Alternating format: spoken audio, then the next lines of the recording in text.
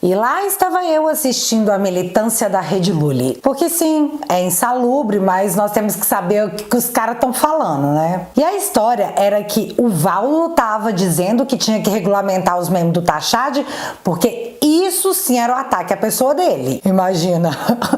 Memes machucam. E aí, quando eu vou espiar o Twitter, eu dou de cara com um vídeo da auto-intitulada editora da TV Globo desejando que os apoiadores do Bolsonaro fossem de arrasta pra cima. Assim como era uma pena não ter uma pessoa mais corajosa para tomar uma medida mais drástica quando o Bolsonaro aparece em público. A gente vai ver esse vídeo e a gente vai comentar porque isso aqui não é só um discurso de ódio. Coisa que a Rede Lully abomina, né? Ou não? Ou não abomina? Vamos descobrir. Mas também uma incitação ao crime, à violência. E eu vou mostrar porque foi ela mesma que postou no seu Instagram. Então, o julgamento dela era que tudo bem ser público.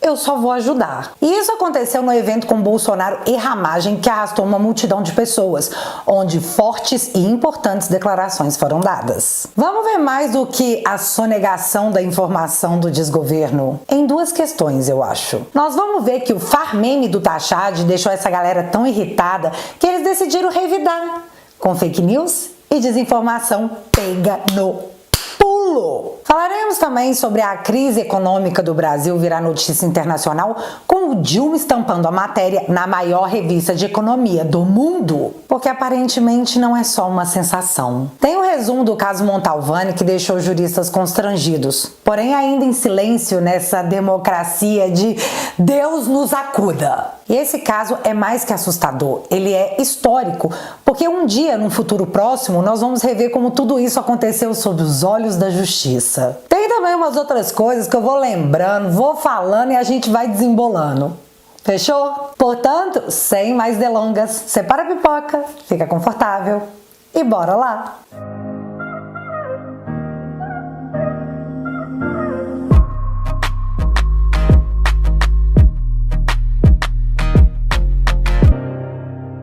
E galera, aqui, quando esse vídeo acabar, e só quando ele acabar, dá uma moralzinha lá no Te Atualizei News, um jornal super novo, onde você sabe, não tem um dedinho de ideologia marxista. A gente tá rumo aos 100 mil inscritos nessa batalha cultural, então seja você um colaborador, pode ir lá e se inscrever, porque eu te juro que o dedinho não cai. Pode ser?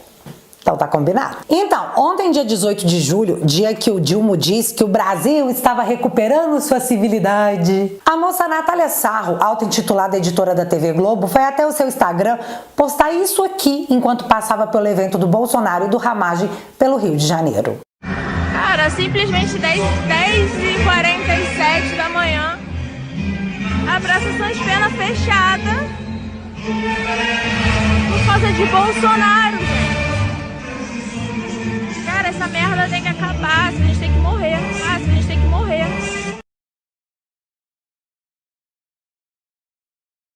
Enfim, é uma pena que não tem uma pessoa mais corajosa para tomar uma medida mais drástica quando esse imbecil aparece assim, em público. Logo após a repercussão, a dita editora da TV Globo, assim como diretora do Vila Cultura, deletou as suas redes sociais. Corajosa, né? Agora, só imaginem se sou eu ou qualquer pessoa de direita passando por um ato petista dizendo que todos deveriam ir de Americanas, lamentando não ter uma pessoa corajosa que tomasse uma medida drástica nesses eventos públicos. Oi, Alexandre, você não ia só mandar Uber Black na minha casa, como provavelmente poderia decretar minha prisão preventiva por ameaça, incitação, por discurso de ódio e uma série de outros crimes que vocês vivem dizendo que nós cometemos? Ah, eu também seria notícia em todos os portais da mídia tradicional, teria 10 minutos sobre a minha militância e meu extremismo do ódio no Jornal Nacional e se pá levariam essa história pro Fantástico. Sobre a dona Natália, não teve nada. E eu tô expondo essa situação por duas coisas. A primeira é que não se trata do que se fala, mas quem fala, e isso é óbvio. E a segunda é que a mão da justiça é mais pesada para um lado. Se você for de esquerda, você pode tudo. O que também é óbvio. Isso soa como Estado democrático de direito? Tem cheirinho? Tem cheirinho? Nem cheirinho. Nem cheirinho, fi. E eu não vou nem comentar sobre a distorção que a mídia faz em seu malabarismo militante para blindar o desgoverno, enquanto pregava abertamente o ataque contra Bolsonaro. Como, por exemplo, o machismo de Bolsonaro com jornalista em debate. Dorme pensando em mim? E era da Vera Magalhães que ele estava falando. Então tem a situação do dorme pensando em mim versus a brincadeira de mau gosto do Dilma ao lamentar a violência contra as mulheres, onde ele disse que tudo bem se o cara for corintiano. Qual você achou mais grave? E vem cá, você sabe quem foi inocentado por agredir a mulher? O filho do Dilma, já que a Polícia Federal concluiu o inquérito e decidiu não indiciá-lo após suspeita de violência doméstica. E olha que interessante, os investigadores entenderam que não há provas contundentes para atribuir crime em caso de violência doméstica. Só para constar. O filho do Dilma é corintiano. Mas quem não deu essa mesma sorte do filho do Dilma foi a família Montalvani, aquela do aeroporto de Roma, cujas imagens foram colocadas em sigilo absoluto e aparentemente ninguém nunca vai ver. Só confia no relato. E no meme, né? Meme não, no mangá do Globo, que tinha a foto do menininho tomando um tapa, óculos voando. Só confia. Na manhã de ontem, o Estadão lançou esse editorial. Isso sim é lawfare. Rusga envolvendo o ministro Alexandre no aeroporto de Roma não deveria ensejar sequer indiciamentos. A denúncia oferecida pelo procurador-geral recende a perseguição. Recende, palavra bonita para exala. Cheira. Então, para o Estadão, o indiciamento da família Montalvani cheira a perseguição. Exala perseguição. Já lawfare, segundo o Politize, significa uso ou manipulação das leis como um instrumento de combate a um oponente, desrespeitando os procedimentos legais e os direitos do indivíduo que se pretende eliminar. E foi tudo isso aí que o editorial do Estadão disse. Mas se você tá perdido perante a tantos acontecimentos nesse caso, o Enio Viterbo, lá do Twitter, nos relembrou a trajetória que o Estadão chamou de lawfare. Olha só que saga democrática. 1. Moraes teria sido ofendido no aeroporto de Roma em 14/7/23 pelo casal Montalvani. O ministro acionou a Polícia Federal e os agressores foram detidos quando desembarcaram no Brasil. Tente você, cidadão comum, acionar a PF em outro país para ver se ela age com essa velocidade. 2. O caso inexplicavelmente passou a correr no STF e houve autorização do relator do caso para busca e apreensão na residência e carro dos suspeitos. A tentativa inicial da Polícia Federal era atribuir o crime à tentativa de abolição do Estado Democrático de Direito ao casal e relacionar o 8 de janeiro. 3. Acontece que não encontraram nada nos equipamentos e documentos dos suspeitos que pudesse fazer uma conexão com os inquéritos do 8 de janeiro. Aliás, até juntaram conversa entre o advogado e os suspeitos que estavam em celular apreendido. A solução era pegar as imagens do aeroporto. 4. As imagens do aeroporto foram primeiro analisadas pelas autoridades italianas e depois enviadas ao Brasil. A filmagem não tem som. O ministro relator do caso, Dias Toffoli, proibiu que o vídeo fosse copiado ou retirado do STF para perícia externa. 5. A PF produziu um laudo no qual afirmava que o filho do ministro sofreu uma injúria real, uma espécie de agressão. Pela óbvia falta de imparcialidade da PF, a Associação Nacional de Peritos Criminais Federais, APCF, criticou publicamente a medida por meio de uma nota. 6. A imprensa disse que a PF teria feito chegar ao presidente da APCF que eles estariam ajudando os agressores e, posteriormente, o próprio presidente da APCF sofreu um processo administrativo na PF. Alguns poderiam dizer que foi uma clara perseguição ao crítico da investigação. 7. O laudo não gerou nenhuma conclusão sobre os xingamentos, pois as imagens não tinham som. Daí que no relatório final da Polícia Federal, apenas um dos envolvidos foi acusado de injúria real, por supostamente ter dado um tapa no óculos do filho do ministro. 8. Aqui começa uma bizarrice inacreditável até para o Brasil. Vaza para a imprensa que o ministro ficou irritado com a conclusão do relatório. E eis que o novo PGR, indicado por pressão de Moraes, determina que fossem realizadas novas diligências pela PF. 9. Nenhuma nova diligência é feita, mas os suspeitos pedem que o vídeo seja periciado para ver quem agrediu quem. Daí veio um novo relatório de outro policial federal dizendo que houve calúnia e injúria e que isso pode ser visto pelas expressões corporais no vídeo. 10. Agora a PGR apresenta denúncia contra os envolvidos por calúnia, injúria e injúria real. Como no não existe gravação das acusações, a denúncia se baseia no depoimento do ministro e sua família. Não existe uma linha na denúncia que justifique a competência do STF para o caso. 11. A falta de competência é tamanha que um dos crimes citados, a injúria real, teria sido cometida contra o filho do ministro. O filho do ministro não tem foro privilegiado e o suposto agressor também não. As testemunhas citadas na denúncia são a esposa e as filhas do Moraes. E ainda ontem saiu mais essa matéria aqui na Malu Gaspar. Denúncia contra a família que hostilizou Alexandre de Moraes desconsidera parecer técnico da PGR. Secretaria de Perícia, Pesquisa e Análise da Procuradoria defendeu a obtenção de cópia fiel à gravação original das imagens do aeroporto de Roma. Aí você pode estar se perguntando, os peritos não receberam o vídeo para fazer a perícia? Então, não. A matéria nos conta como tudo isso aconteceu. Olha que coisa! Abre aspas. Toffoli autorizou no ano passado que a PGR e a família Montalvani, que negou ter agredido Moraes no episódio, pôde assistir as imagens apenas mediante agendamento prévio e assinatura de um termo de sigilo, com o acompanhamento de um servidor e somente na sede do STF. Ou seja, tanto os acusados quanto o órgão acusador, a PGR, terão de se deslocar até o Supremo para em loco assistir às cenas, mas sem poder copiá-las. Justamente o roteiro que Gonê acabou fazendo. Toffoli também impôs sigilo sobre as imagens para evitar vazamentos. Fecha aspas para as coisas mega sigilosas importantes que ninguém jamais nunca verá. Nunca verá. Ou seja, galera, as imagens estão no STF e a defesa, assim como a acusação, puderam ir lá assistir, sob a vigilância de um funcionário do próprio STF. Só que elas não puderam obter cópias das imagens para poder fazer uma perícia. E você sabe no que tudo isso resulta? Quebra da cadeia de custódia. Mas o que raios seria isso? O termo cadeia de custódia refere-se a uma série de procedimentos técnicos que devem ser usados para coletar vestígios de crimes. O protocolo já esteve no centro da argumentação de Dias Toffoli para anular as provas do acordo de leniência da Odebrecht na Lava Jato, quando o ministro do STF alegou que não era possível comprová-lo e, por consequência, garantir a integridade das provas, diz a matéria da Malu Gaspar. Ou seja, o protocolo que garante a integridade das provas não foi seguido. E quando essa cadeia de custódia não é seguida, ela resulta em anulação de provas, com jurisprudência do próprio Toffoli, que é o relator desse caso. Ou, suco de democracia, democracia pra Carvalho. E fala o contrário pra você ver.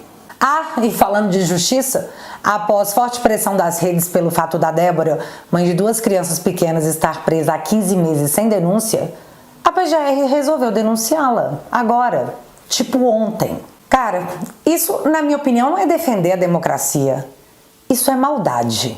Novamente, na minha opinião. Também tivemos novidades no caso do Felipe Martins. Novidades inacreditáveis.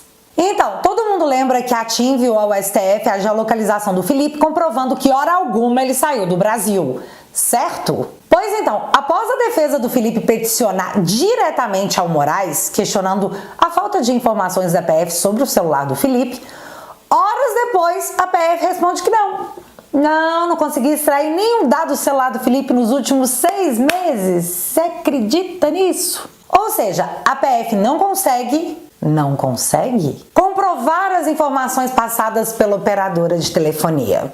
E eu não sei o que será feito com essa informação, mas eu posso chutar? O chute seria de que, já que a PF não consegue comprovar as informações dadas pela operadora de telefonia, deixa ele lá. Sério, eu realmente acho que isso pode ser usado como argumento para manutenção de uma prisão que sequer deveria ter ocorrido.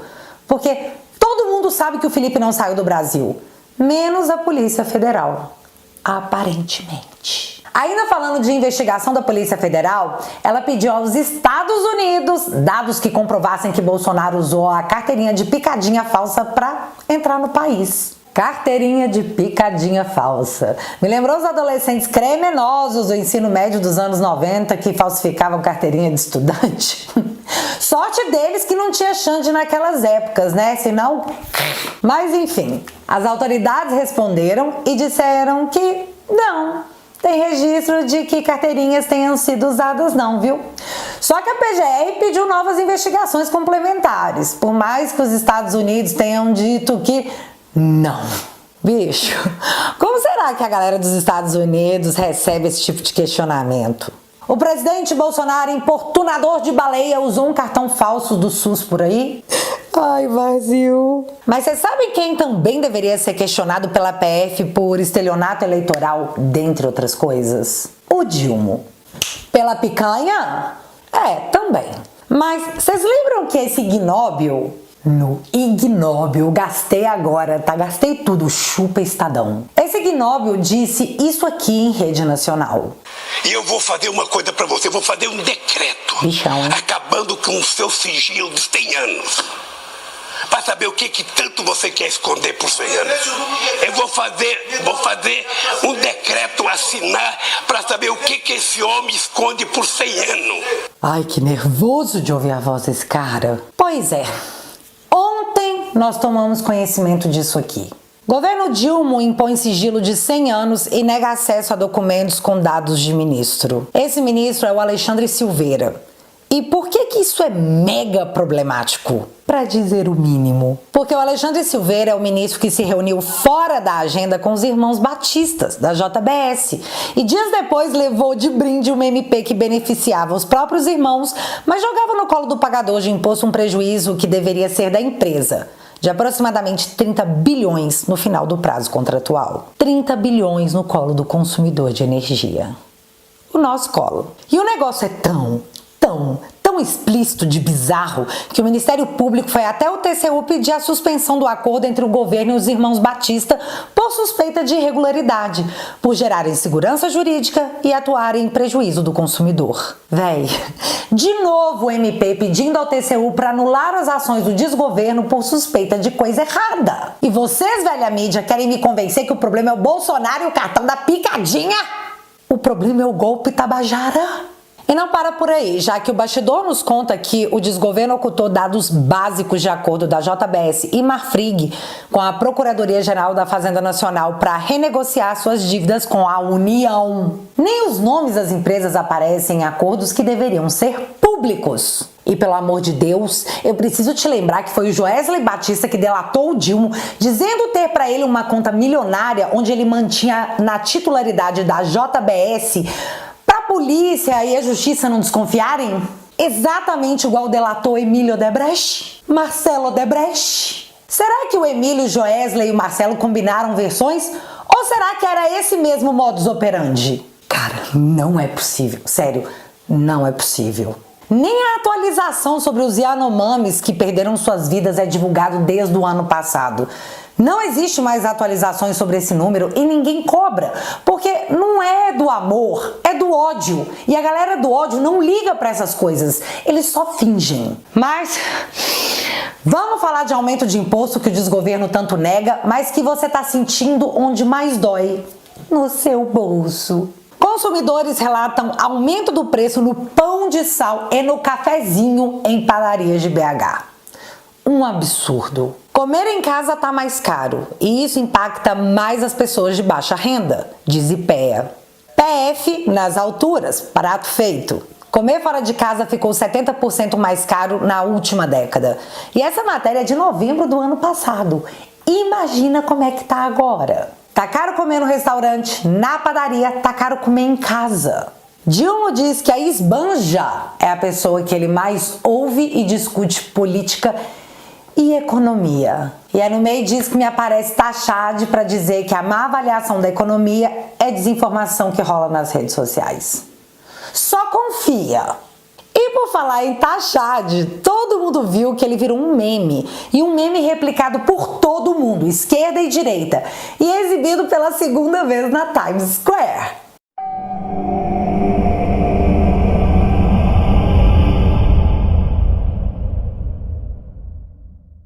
Só que a Rede Lully fez um desserviço tão, mas tão grande na sua tentativa de blindar o Tachad que fez raiva. Deixa eu compartilhar com vocês. Primeiro a Sadi. Ouve bem e grava o que ela fala. Porque isso aqui é uma coisa profissional. Lógico. Né? Tem até algumas fontes do governo falando, tem dinheiro investido, tem gente investindo nisso aqui, é profissional. Mas cadê o contra-ataque? Porque a gente fala o tempo todo de como a esquerda não consegue reagir. O problema não é a direita direita, a oposição fazer oposição. O problema é o governo não fazer a defesa do governo. Eu acho que é um pouco isso. Esse é o meu recado. Você prestou atenção no que ela disse? Tem umas fontes do governo que dizem que tem dinheiro investido aqui. Isso é profissional. Ou seja, ela tá replicando a posição do regime como se verdade fosse. Só que aí me aparece o Valdo para dar a solução aos memes antidemocráticos. Prepara para chocar. A quantidade de peças produzidas e distribuídas, né, postadas nas redes sociais nos últimos dias mostra o que você falou, é uma coisa profissional. E nessa situação, se você consegue identificar a origem, eu acho que no futuro você precisa regulamentar isso, porque acaba virando uma operação para desmoralizar uma pessoa, né? É claro que o Haddad não vai se curvar por conta disso, não vai ficar ali deprimido por conta disso. Mas esse é um tipo de operação que tem de ser coibida, na minha opinião. Porque se você faz uma campanha dessa, desqualificando uma pessoa nesta intensidade, e isso tem um custo para aquela pessoa que acaba sendo atingida por isso. Valdo, eu concordo geralmente com você. Sobriedade nerval agora, ó. Eu vou discordar, sabe? Não tem sentido você querer que se dose o nível da gozação. Não tem sentido nenhum. Se for um ataque, a calúnia, difamação e tal, tudo bem. Agora, esse tipo de coisa, não dá para controlar, porque aí, senão a gente está perdido. Qualquer coisa vai controlar. Não, eu entendo sua posição, Merval, ali no caso do Ministério da Fazenda, mas imagina você fazer um tipo de ação assim contra uma pessoa. Um tipo de ação assim.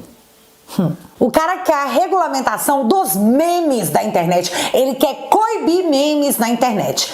E repetindo o que diz o regime, né? É coisa de profissional. Então, eu adoro a oportunidade de ser a pessoa que pode dizer pra você, Rede Lully, vocês mentem, enganam e desinformam. Se liga. Orgânico. Fluxo dos memes com Tachad indica que Tachad é espontâneo e não tem coordenação.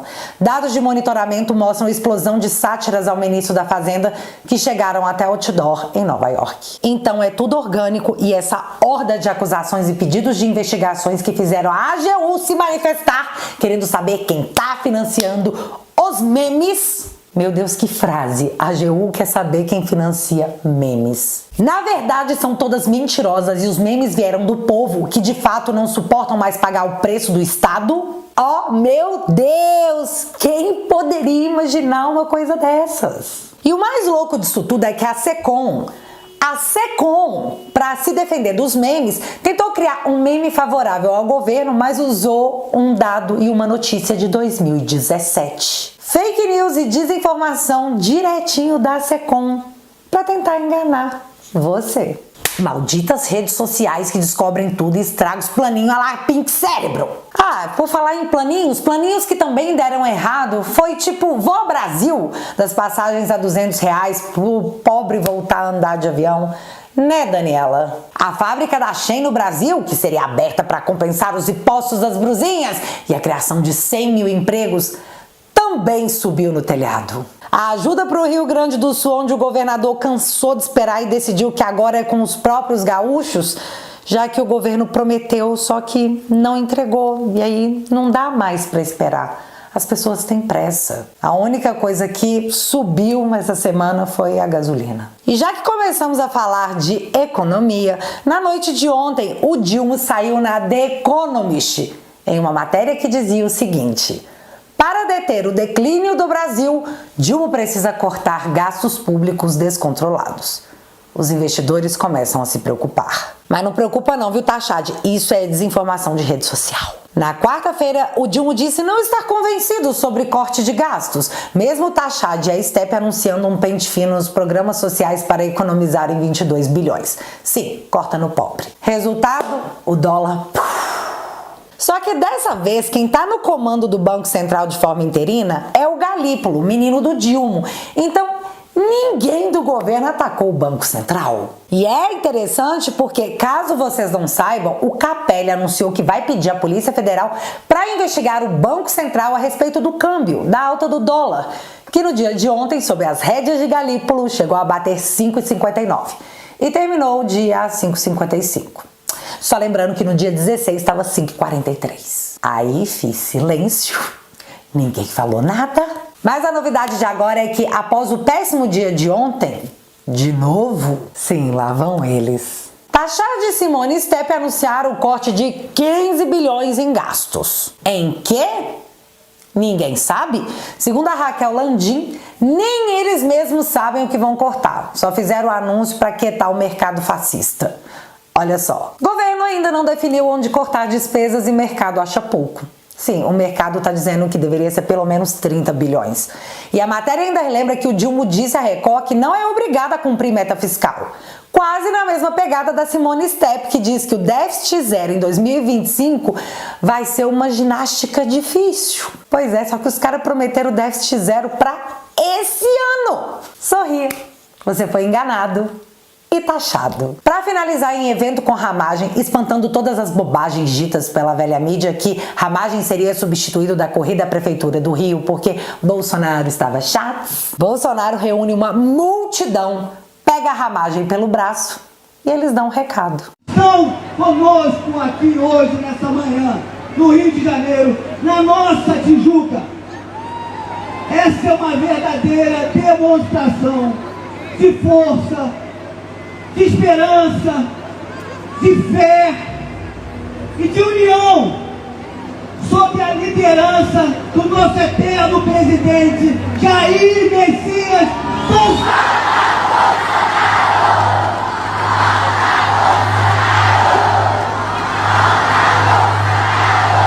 O Bolsonaro tem liberação de drogas?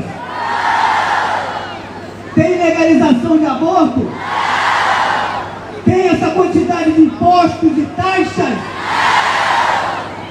Quem é que deixou o Brasil acertado no azul do superávit? Estatais dando lucro, baixou os homicídios, desburocratizou o Brasil, veio mais empregos. É por isso que nós todos estamos aqui. Por isso que hoje nós temos que pensar nas nossas prefeituras e aqui na Prefeitura do Rio de Janeiro. Ah, Bolsonaro ainda aproveitou para poder tirar uma dúvida que pode ser que a galera tivesse. Indo para o encerramento, alguns achavam que eu devia passar faixa para aquele cara. Eu não passo a faixa para ladrão!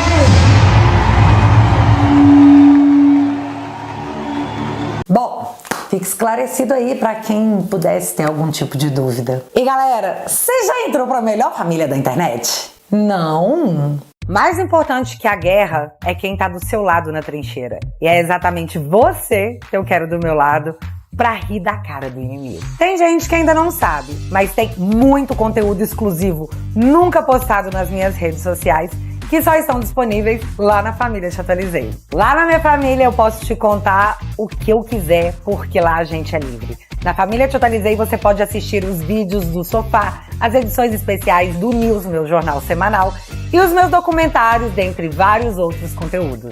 Coloque no botão desse vídeo e entra pra família para você ter acesso a tudo isso.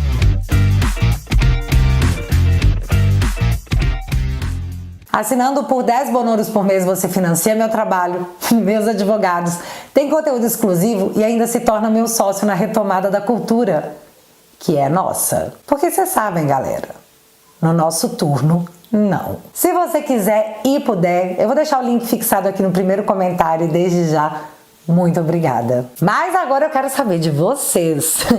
A moça da Globo, o que vai acontecer com ela? Me conta aqui nos comentários que eu quero saber. Se você ainda não é inscrito aqui no meu canal, meu amigo, se inscreve e deixa seu like, porque você já sabe. Acontecendo alguma coisa de relevante ou irrelevante, a gente volta. Beijos, galera. Fui!